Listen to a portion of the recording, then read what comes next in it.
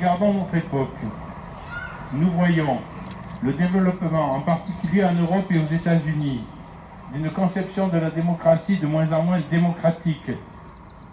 On découvre depuis une dizaine d'années les démocraties illibérales de Hongrie, de Pologne et d'Autriche. On peut y ajouter les États-Unis sous Trump, la Russie, Israël, la Turquie ou l'Inde. Dans cette théorie politique, la défense des intérêts supérieurs du pays autorise la limitation des libertés fondamentales et de l'état de droit. La nation, au sens métaphysique, est plus forte que le droit. Nous assistons également à au développement d'une information de masse, assise à la fois sur l'instantanéité, donc sur l'émotionnel, et de plus en plus sur les bas instincts. En France se développe une chaîne de télévision dite d'information continue, qui fait froid dans le dos, et dont l'une des vedettes a déjà été condamnée 2 fois par la justice pour ses propos injurieux et haineux.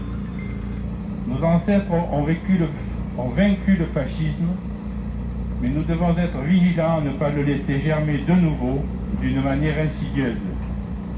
Je voudrais revenir sur la crise sanitaire que nous vivons depuis 18 mois. Elle nous oblige à nous poser des questions sur le fonctionnement démocratique de notre pays. Les pouvoirs publics nationaux y ont réagi d'une manière hyper centralisée, conformément à leur culture. Nous avons ainsi assisté à plusieurs actes de mauvaise gestion, habillés d'explications peu convaincantes. Mais nous devons nous interroger plus largement sur le dessaisissement du Parlement dans la gestion de cette situation certes difficile.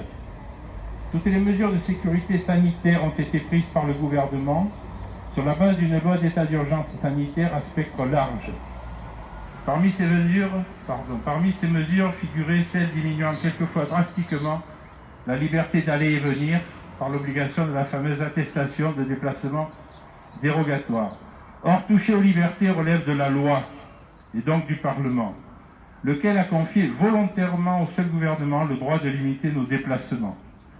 Si on ajoute à cet affaiblissement ceux rendus possibles par la prise d'une multiplicité d'ordonnances par le gouvernement devenu législateur à la place et avec l'accord du Parlement, on se doit de tout mettre en œuvre pour renforcer le rôle de nos représentants élus à l'Assemblée nationale comme au Sénat.